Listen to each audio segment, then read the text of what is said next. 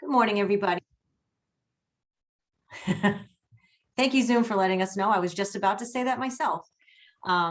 We are recording this. So I'm Chris Silva. I'm the president of the Taunton Area Chamber of Commerce. I see a lot of familiar faces. Nice to been here almost a year now. So I can say that I recognize some familiar and friendly faces. So we have a great group of attendees on the call with us today, and we're honored to have back with us again as our featured guests, Mayor Shaunna O'Connell and the city's executive director of the Office of Community and Economic Development, Bill Roth. So just a programming note before we get started, everyone will be muted during the call. If you do have follow-up questions on any of the topics that are being addressed, please type that in the chat. We have quite a few questions and some great topics to get through, and hopefully we'll be able to get through all of them. If time allows at the end, then we can open it up for any additional questions from the group. So first, and I hope he's on the call, is our sponsor, Jonathan Souza from Bank 5. If he's not on the call, I will get back to him. He hasn't had a chance to log in yet.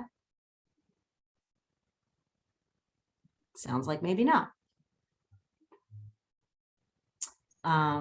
Okay, well, we'll get back to Jonathan, but I did want to thank our sponsor, Bank 5. And now I will turn it over to Mayor O'Connell just for some opening remarks. Thank you, Chris. Good morning, everyone. It is wonderful to see everyone again. And I'm not going to spend a lot of time talking ahead of time because I know we have some great topics to discuss, and we'll talk about all those things. But as I was thinking about today and what we were going to talk about, it brought me kind of back to January or February 2020, when you had your probably last in-person annual meeting right before the pandemic hit. And some of the things that we talked about there and our priorities coming in, which were modernizing government, economic development, streamlining our permitting process, working on our infrastructure, delivering a new city charter, addressing public safety and public safety facility. And I think we're going to talk about most of those things today, but I'm really thrilled that our team was able to make headway in each of those categories and priorities that we discussed when we were coming in.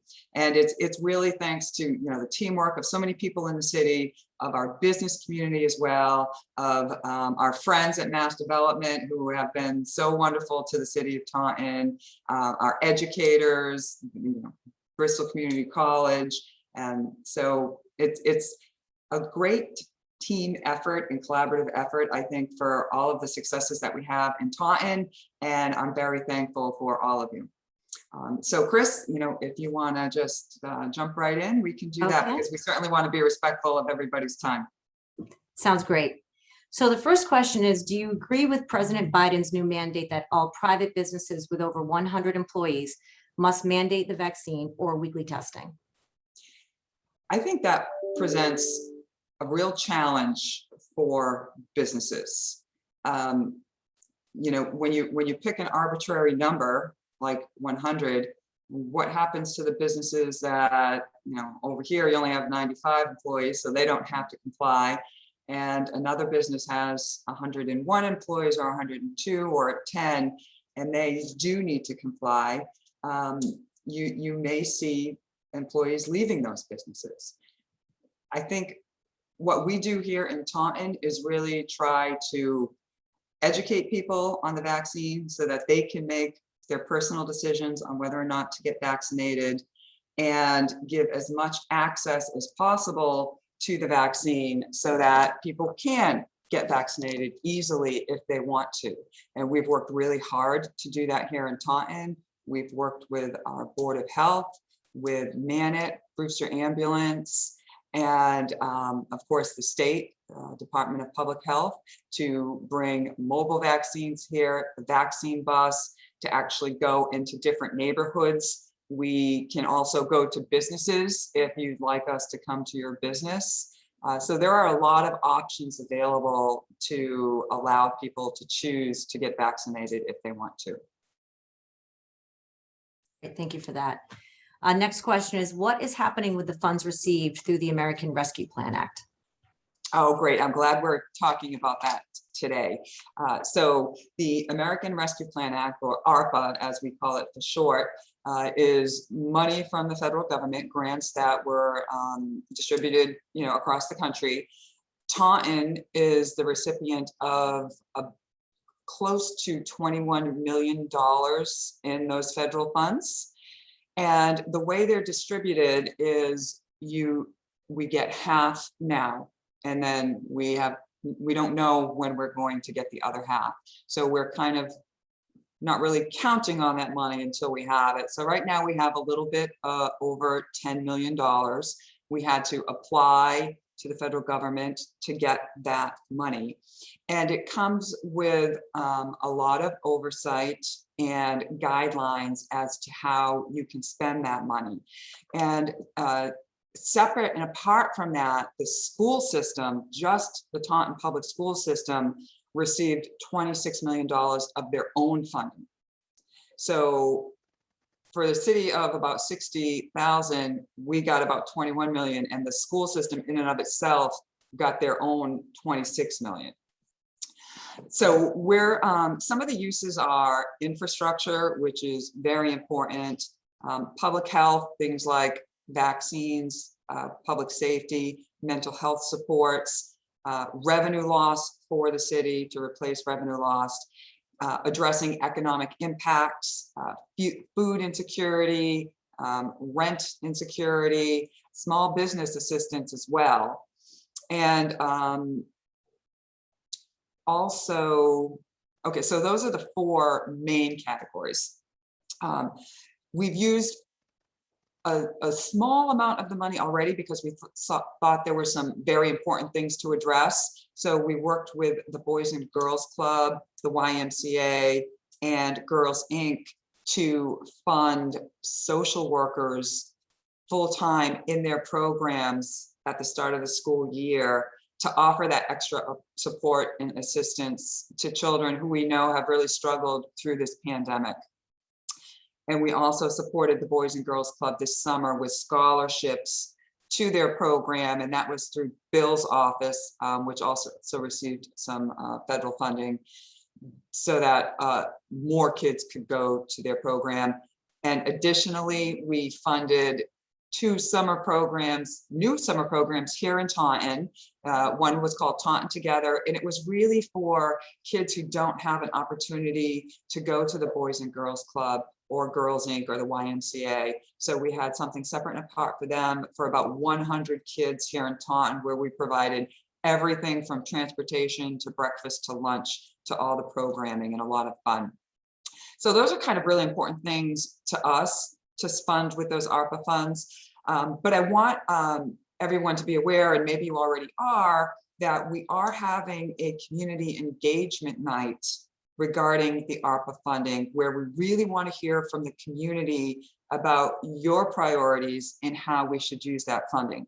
And that's to hear from individuals, from business owners, and from organizations and education. So that's on Monday the 20th. It's on Wednesday the 22nd at 6 p.m. in the council chambers. And all that information is on our website. So one of the things we can do is provide some type of assistance to local businesses.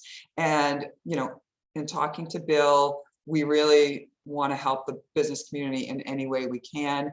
One thing we're looking at is to continue the Step Up grants that Bill's office created several months ago. So once we have the public input, then we're really going to put some plans into action. And we definitely want to hear from you if you guys have ideas on how we can spend it. And all this information is on the City of Taunton website. I encourage you to go to the website often, because we've really beefed it up. We put a lot of information on there, and also on our Facebook page as well. It's very active with information. So if anybody does have additional questions about that, I'm happy to answer them. I just wanted to kind of give you the broad overview of the funding and what we can do with it and how we're kind of going about getting that input and community engagement. And just want people to keep in mind that there are very strict guidelines that we must follow in how we use the funding. That's great news. That's a great influx of those dollars. And it sounds like you're being very thoughtful in the way that you're distributing those as well. So thank you for that. What is the status of the commuter rail project? What is specifically the timeline for completion, and how will the traffic flow be changed at that 140/24 intersection? Okay, great question, because it's coming up sooner than we think. I'm going to let Bill Roth jump in and update everybody on that. Regarding the commuter rail, the MBTA is moving forward with their phase 1 of the commuter rail for this project. It's still, from talking with the commuter rail folks, it's still slated to start in late 2023 and to have the commuter rail station down where the old purple dinosaur was. Currently, they're working on their track upgrades, right-of-way clearing, and they're in the pre-development and construction stages of all the commuter rail stations. Anyone who's going by 140 and 24 or anywhere you can see any of the train lines, the rail line, you can see how they've cleared everything. So that's where they are. And I wanted to let you know that the MBTA has a phenomenal website that you can sign up for alerts. If you go to the MBTA and click on their projects, it's South Coast Rail, and then you can click and you can get weekly updates on what they're doing and where. I get them, you know, every week. So that's a really great resource. Do you want me to talk about the second part of the question, which is the 124 and 140 interchange, because they're kind of integral? Sure. Okay. In addition to the commuter rail, the MBTA is doing the commuter rail project. Mass DOT, in conjunction with MBTA, is looking at upgrades to the 140/24 interchange. So if anyone's actually, you know, whenever you go by there, you can see there's a lot of lane closures and changes, and they're doing clearing and prep work for that. They're coordinating with South Coast Rail, and what they're actually going to be adding is a new ramp for traffic that's heading southbound. So if you're coming from like Raynham and you're heading southbound towards Fall River on 140, there will be a new exit ramp. Currently, you have to exit and you do what we call a clover leaf, where you come around and then you turn, and at the clover leaf, you turn right, head down to New Bedford, or you turn left and head into Taunton. That heading left into Taunton on the portion of the clover leaf will be removed. And so when you're coming from like 44 or that area, you will have a direct exit ramp that takes you straight down to the intersection of Industrial Drive, which is where the commuter rail station at the end is where it's going. There'll be a signalized intersection there. And so you'll be able to access directly to the commuter rail station, or take a right at the light to head down 140 or County Street into the center of town. And then the existing cloverleaf will be for vehicles that are wanting to head on 140 to New Bedford. They're trying to get, you know, coordinate as much as possible. My understanding is that the 140/24 interchange, they'll also be doing bridge improvements and a lot of different lane improvements with that, which will take longer than the commuter rail. So anyone who's traveling through 140 and 24 between commuter rail and the overpass and the new restrictions, it's going to be busy for about the next 4 or 5 years. Thanks, Bill. It sounds like the old 24/44 project. Yeah. Thank you for that information. What is the progress on the City of Taunton's charter? Oh, so the charter, very exciting news. That's been a long process. So just a little bit of background. City of Taunton charter was first written in, I believe, 1864. had its last kind of major update in 1909 and hasn't had any major changes since then. So it's quite antiquated. There's been attempts and to update the city charter over many years gone by, and it's a very challenging process. And even though there's been good attempts by good people to get this done, it just hasn't been able to cross the finish line in any form yet. So when we came into office, we knew that this was going to be one of our priorities.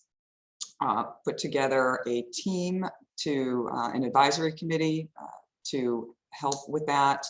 And we took a lot of recommendations from previous advisory committee, from state departments, and especially from the Department of Revenue, and also looking at other city charters around Massachusetts to put together what I think is a very good document that is a tremendous benefit to the entire community, whether you're an individual, a business, a school, because it brings us into the 21st century, and it creates accountability in government at all levels, in all facets of what we do. And I think what's really important is it empowers the people. So a couple of things that are in the charter is there's a 4-year term for the mayor's office, which has been recommended by Division of Local Services. And then there are 3-year staggered terms for city council and school committee. Actually, I think it's for all elected committees, so it would be planning and zoning too. But city council and school committee are the biggest ones, and that's a real benefit. So that's probably one of, I think, the biggest changes in the charter that people kind of need to get used to and wrap their head around. But it's a real benefit if you actually want to see diversity in our city council and elected boards, and if you want to newcomers, new candidates, to have a better chance of getting elected to one of these positions, because there will be an election every 3 years. There will only be on city council 3 people running at a time. So you'll only have a total of 6 candidates. So you've got a much better chance if you're a newcomer getting elected in a field of 6 candidates than you do right now. What we're looking at is a field of 18 candidates. So I think that's a tremendous benefit for the community as a whole to have those 3-year staggered terms. It's kind of hard for some people because it's a change from what we've always done, but that's the whole point of updating the city charter. But there's checks and balances everywhere in the charter. There's a mayor's veto, but the city council can override it. There's term limits, which I've always been in favor of, and I know a lot of people are in favor of. So it's a 12-year, total of 12-year term limit for the mayor, and also for the city council. And how it empowers the people of Taunton is there is a recall and repeal initiative, as well as the ability to put initiative questions on the ballot. So it outlines the whole entire process for that. So it really empowers people when they can't get action from whatever branch of their local government to actually do something about it. It requires a capital improvement program with regular review every 2 years, and a charter review every 5 years, so we don't again go over 100 years without reviewing and updating our charter. So we've passed it through city council, and we now have sent it to the legislature. So those are the things that have to happen. It goes from the advisory committee, it was submitted to city council, past city council, it has to pass in the legislature, it has to then be signed by the governor, and it would then come back to the city of Taunton for a vote by all of the people of Taunton. So there's been a ton of opportunity for input It has been a completely transparent process. I believe City Council had 6 or 7 open hearings on it. Also, an additional 7 public meetings or public input sessions around every neighborhood in the city. So we really wanted to hear from people. We incorporated changes that have been suggested. We incorporated almost all of the changes or suggestions that the City Council wanted to see. So it has been a truly collaborative effort, listening to people, wanting to ensure that everything in this charter serves the people of the city of Taunton, the businesses of the city of Taunton, our children, our seniors, and our school system. So we have a little bit of a ways to go, but we're going to continually keep updating people. And I just have to give many thanks and congratulations to the advisory committee headed by Council President Chris Coit. He did an extraordinary job getting through this, and Councilor Phil DeWart was on it, as well as Councilor Potier. So we were very thankful for everyone on the charter committee. It was a lot of work for them, and they did something that no one has been able to do yet. So we're really pleased about that. It sounds like some exciting potential changes ahead. So that's fantastic. Is there any news about downtown and neighborhood center development? Yeah, so there's a lot of exciting stuff happening in the city, even, throughout COVID, despite the pandemic. We've been able, with a lot of support and teamwork, to move things forward. And Bill can probably jump in here whenever I kind of leave out some important details or he wants to add something. But downtown, a lot of housing projects are happening, which is very important to kind of support the businesses that are downtown. So there's a project happening at the old St. Mary's School, which is going to be housing, market rate housing, at the old TCMS. That's been ongoing for a long time. I think that's finally kind of moving along. And as most of you know, the Union Block project, and also across the street from City Hall at the Legion, the old Legion, which is going to be very beautiful high-end condos. So that's important because it brings people into our downtown. And we're also kind of doing some infrastructure work downtown on the Ware Street sidewalk project, which will really kind of, I guess, beautify what looks like a depressed area, but is an important part of our downtown. We are going to be working on the Dorito project to have some outdoor seating downtown, which again allows people to kind of linger downtown, have a nice place to be, sit and eat, read a book, drink a coffee, whatever it might be. At the same time, we know we don't need to just concentrate on downtown, but all of our neighborhoods. So we are working on, quality of life things, like our parks. We're working on enhancements to the Ware section park. So not only, on the river, there's 2 sides of the park, and I'm not sure what the Patriot Park, right? And then Ware Park is where the River House restaurant is. So we're working on a plan to kind of beautify that area as well, so it'll be more useful. We're working on Whittington Park because that's been kind of ignored for a long time. I think people don't even probably know it exists back in Whittington. So we've got some plans for really enhancing that in a neighborhood that really needs, a nice place for their kids to play. And also at Flannery Park, which is kind of on the side of Memorial Park. Is that First Street maybe? Yes, ma'am. Is it? Yes, First. First Street, to upgrade that park for our kids to play.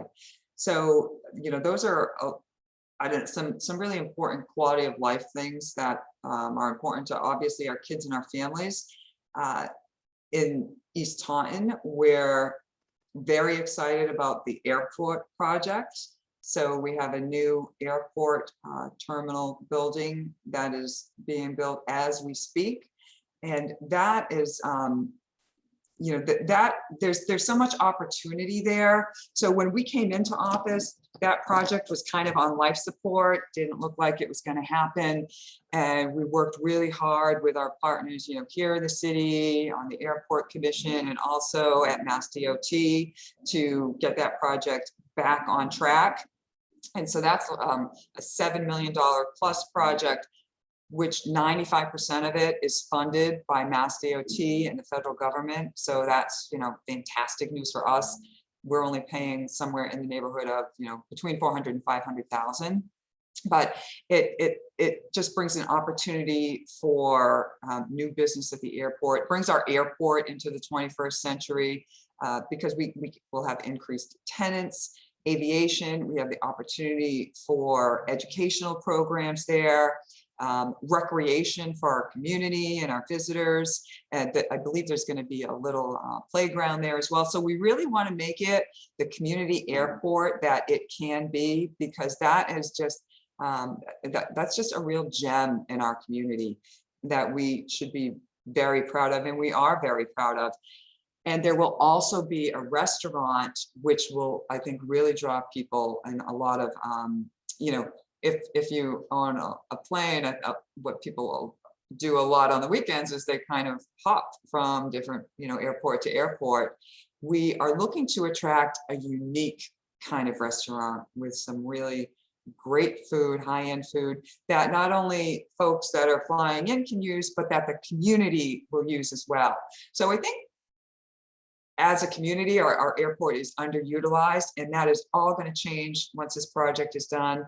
And it should be done in the neighborhood of next June. So it's a pretty quick project as well. So those are, you know, some of the things that we're working on in our different neighborhoods. I know Bill has a few more things to add to that because we're also working with Mass Development on some really exciting initiatives as well.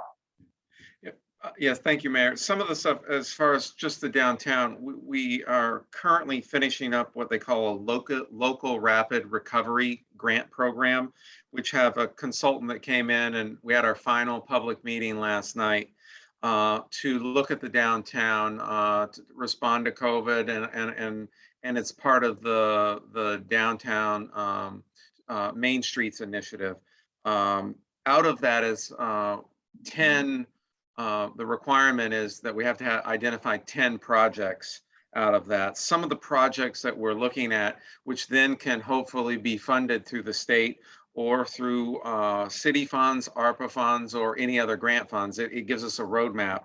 But some of the projects that we are looking at that are identified in that is wayfinding for parking, general wayfinding for the downtown and the city in general. A sign and facade program was an overwhelming initiative that the business owners want to look at. Another portion of that would be to work on the design standards for the sign and facade program. And then there's another project that we've identified is enhancing the alleyways that are, you know, like Galligan's Court and the various alleyways that connect these parking lots, because parking was one of the big issues. They say there's not enough parking downtown, and I think what we hear is it's everyone sees the on-street parking as the only parking, but if we can get better wayfinding and maps and interactive maps, there is a lot of free and paid public parking that is just behind all the buildings. There's hundreds and hundreds of spaces that go vacant, and we need to do a better job at that. And that's one of the big keys that came out of that. So that's some of the downtown. Some of the other things that we're looking at is in Whittington, the Mass Development, I know they're on the call, they've just issued their request for proposals for what they call TDI, which would have a transformative development initiative, which would have a fellow and provide resources for an identified area. The city is going to look at Whittington area as our TDI area. because there's a lot of, we need to improve that business center and that traditional neighborhood core. We're also looking with the redevelopment authority, urban renewal plans, and we're seeking funding for those as well. One would be in the Whittington and one would be in the Ware, are the two identified areas that we want to look at. And if we're successful to get these urban renewal plans, that will open up the Taunton Redevelopment Authority to take advantage of streamlined development, taking city properties and being able to send out detailed RFPs to attract, detailed businesses and what we want, and not have to go through what they call the 30B procurement, where you have to put it for auction and anyone could buy it and they could use it for whatever purpose they wanted, and not what we really want and not what our city vision is. So that's the advantage of using the redevelopment authority. So those are just some of the things that we're looking at doing. There's a whole host of others, but those are the big highlights and the high impact projects. Yeah, they are. And let me just add that, we're not waiting for people to come to us. We are out really actively working with developers and investors and trying to identify properties that need to be developed that will be, a benefit to, our different neighborhoods, whether that's the FB Rogers property, the Whittington Mills, Reed and Barton. So we're working really hard in this office to attract economic development and not just wait for it to come to us. Thank you. That's great information.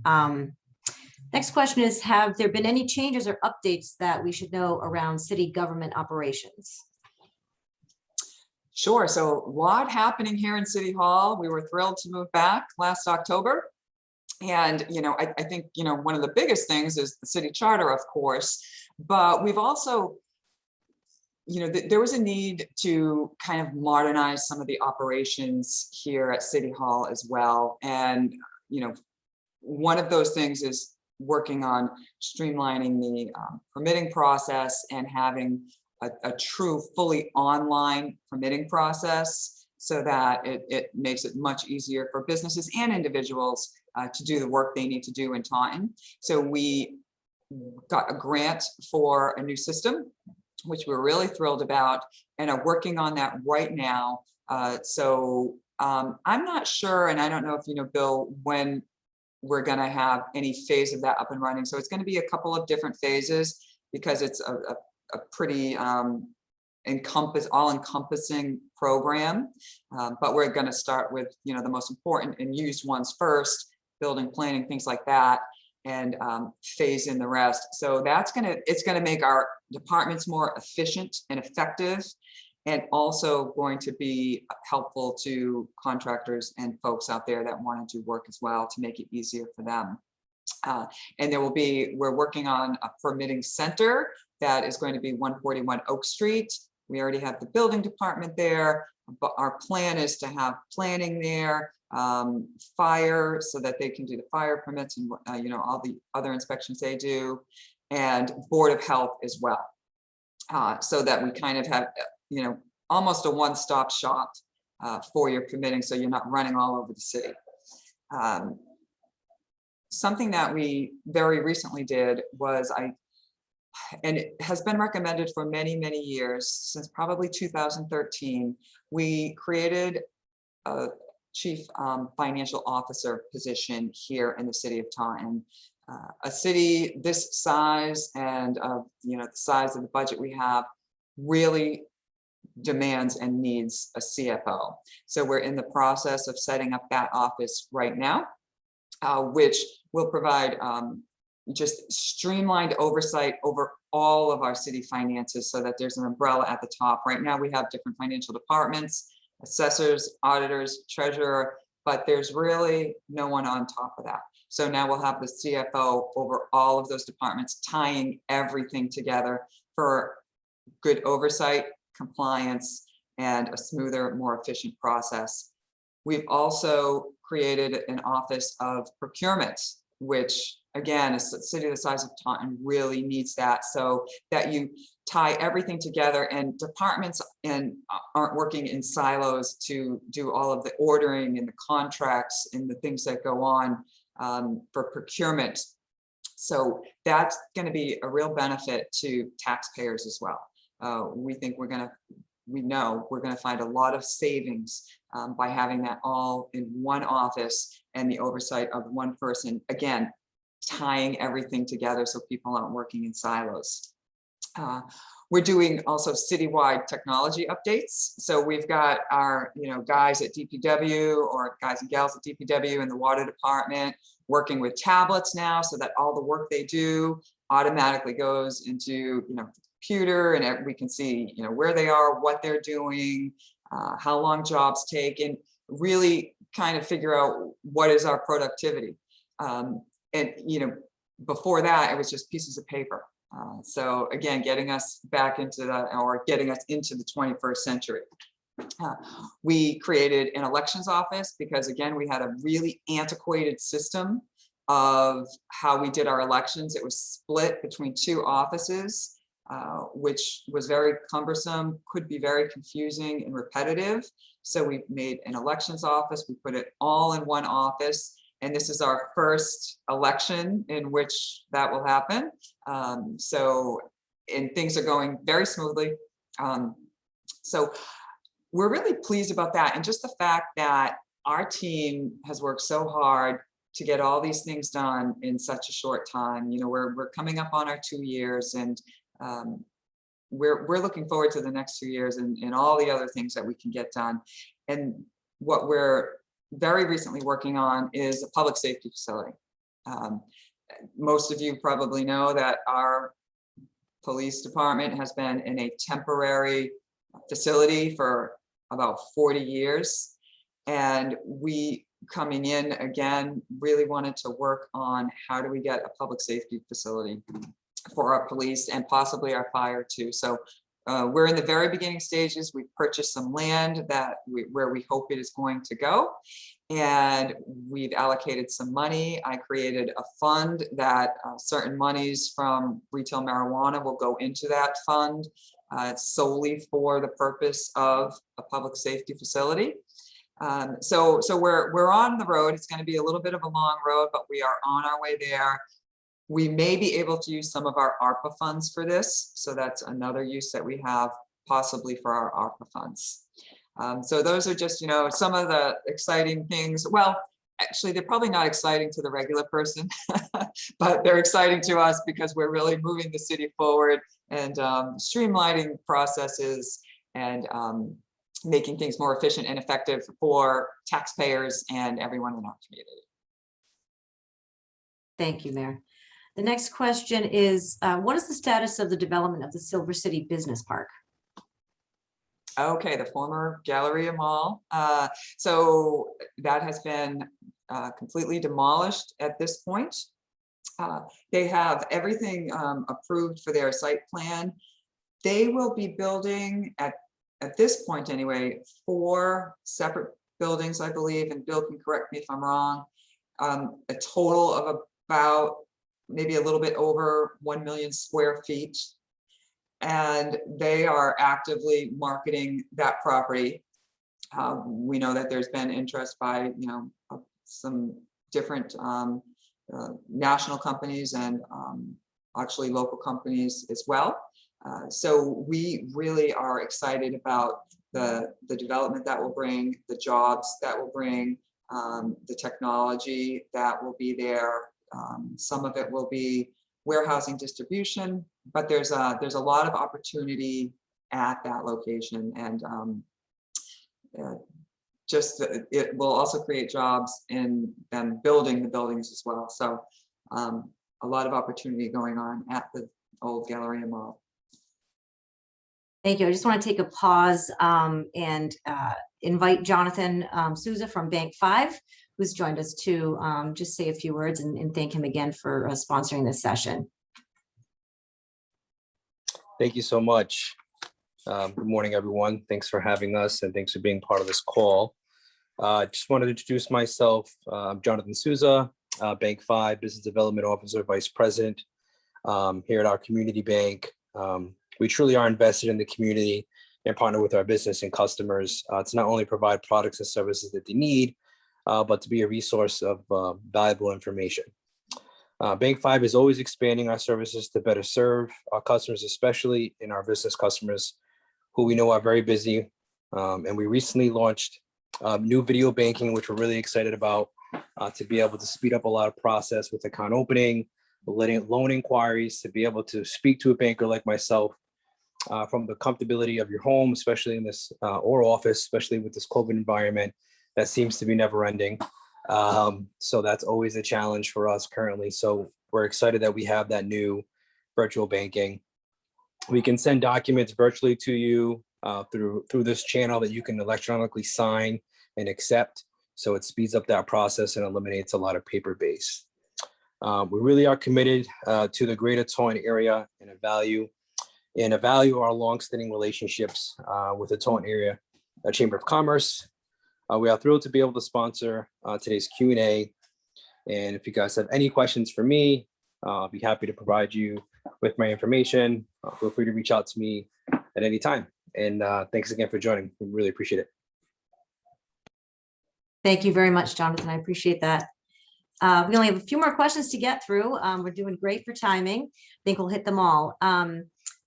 Is there any movement on the casino? The casino. So let me start with their structure. So I don't know if everyone's aware, they fairly recently had an election, elected a new chairman. So they've got their kind of government structure back in order. And the tribe really is waiting for the Bureau, the BIA, Bureau of Indian Affairs, to reissue a decision regarding their land and trust. So it really is kind of a wait and see at this time. I know that they obviously still want to move forward on a casino. I think if that happens, you may see a different scale project than was originally proposed at this time. So again, they were very hopeful about the stance that the Biden administration has taken on the casino and their land and trust, but they still have some things to clear up with that and wait for the decision for the BIA. So that's about the information that we have right now. Thanks. What's happening with the biosolids project at the landfill? Okay, great question. So the biosolids project, I'll just do a quick little background on it. We're hoping that this is finally going to be a solution for our biosolids here in Taunton, otherwise known as sludge. And that's kind of all the leftover stuff from sewage sludge that you can't do anything with. Right now, it gets trucked out of Taunton, I think to Connecticut, and is put in a landfill, which is not environmentally friendly at all. The biosolids facility that is proposed is, what we see as a sustainable long-term solution. It's what they call a closed loop energy neutral system. It reduces land applications, so we won't be bringing it to a landfill any longer. And it really is in line with Massachusetts kind of efforts to reduce waste and landfills. So one of the good things about this project is that there is another project that is pretty much identical to it happening in New Jersey. And that project is going to be built, is going to go online fairly soon, either this coming quarter or the first quarter next year. So we are going to benefit from all of the testing that they do, the air quality testing that they do, so that we can really have a full understanding of whether or not it destroys what is called PFAS that is contained in biosolids. So that's been kind of one of the issues that people are concerned about.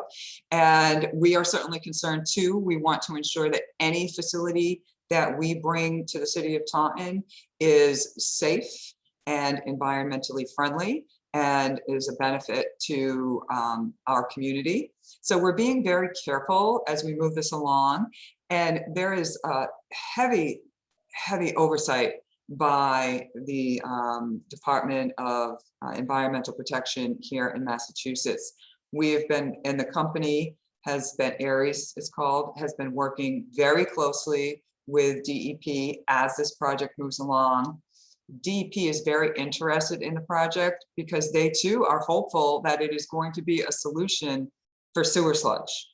So it could be a solution across Massachusetts, and hopefully we're the first ones that get the benefit of that solution. And just some kind of local benefits is it will replace some of the lost revenue from the landfill, not all of it, because you're never going to get a deal like we had with the tipping fees at the landfill.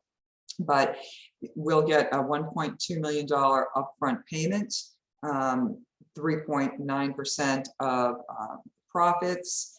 We'll get a preferred rate for the disposal of our biosolids or sludge. A new convenience center, which has been very important to people. So, you know, we are taking this very seriously. We're being very transparent about it. All the information you can find on the City of Taunton website. We've entered a I'm trying to think of the name of it. There's a few things that you have to do to move the project along so that the company Aries can get to the next phase, to go through all of the rigid testing that they have to go through to ensure this is a safe facility. So we have signed like a lease agreement, but it does not in any way commit the city to anything. So we're always in everything we do and everything we sign, we're protecting the city and we're protecting the community. Thank you. This is the last question. So as I said, the timing seems to be working out perfect as far as pre-submitted questions.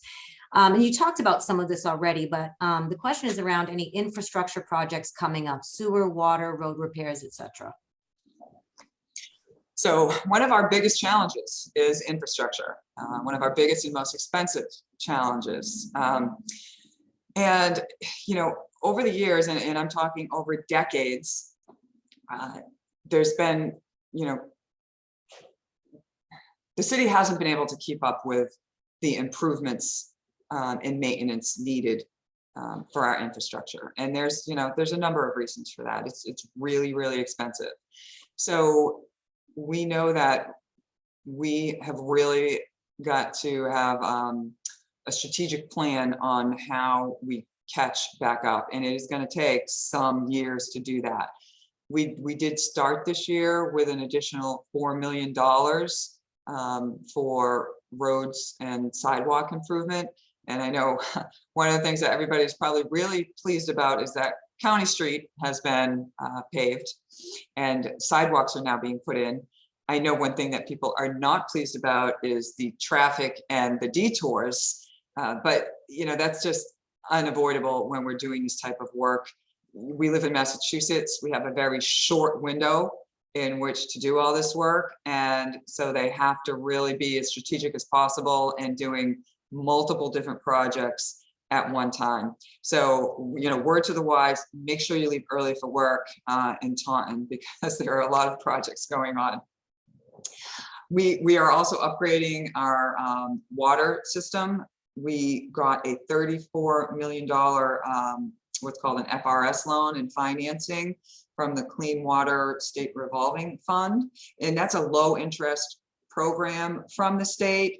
And so, and we have mandated updates that we have to do. We have no choice. And this SRF loan allows us to possibly qualify for a 0 interest rate and some principal forgiveness on a portion of the funds. So we were thrilled to be able to get that. We're also doing sewer upgrades as well. And that's, tens of millions of dollars worth of projects that we have to do in that. So, but on the projects that affect your everyday life as you're driving around, we're doing County Street. Bill has been working with DPW on the Ware Street project. So that's funding through Bill's office, which we were really thrilled that the Office of Economic Development was able to do. Broadway improvement is underway. That's a state project where we got state funding for that. Winthrop Street, we're also looking at other neighborhoods down the Ware. First Street, which I know is kind of a mess. We're doing a water main project there. And in East Taunton, Staple Street, we're doing resurfacing. So we know that our roads, our sidewalks, and our sewer and water need a lot of work. We are looking at a long-term kind of strategic plan to start catching up, because it's going to take a lot of money and a lot of time to catch up with things that just have not been done for many, many decades. Thank you very much. So we are almost out of time. We have just a few moments. I did just want to open it up if there was a question from the group that you've been kind of waiting to ask. Please put that in the chat if you would. We don't have anything waiting in there as of right now.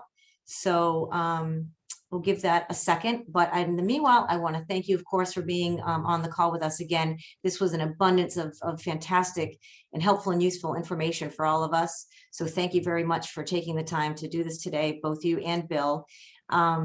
I do want to let the group know, a little programming note for us at the Chamber. Please join us for an exciting and fun night at Oktoberfest, which is October 6th at the Berkeley Beer Company, which is a great facility. You can get tickets on our website, and it's limited, so please don't delay. Oh, I see some questions. Excellent. Okay.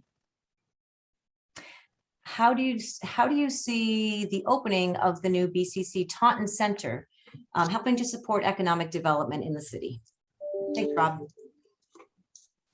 Yeah, we are thrilled that BCC is here, and I'm assuming they're on the call as well too. Yes, it's Rob Patel. Yeah. Oh, so is that a question for Rob? It's from him. It's from Rob Rob. at BCC. Okay. Yes. Right, I didn't catch that part. Yeah, we are thrilled. I mean, BCC has really worked with the community, with our education, with our high schools, our trade schools, ag schools, and our local businesses to kind of understand the needs of local businesses and what is the training that our students need to fill the jobs that are available. What does the future look like? So BCC is really focused on not only the here and now, but the next 5, 10, 15 years and what our community looks like. And having them right at Coyle, right close to our downtown, really gives a lot of people opportunity for higher education that may not have had that opportunity.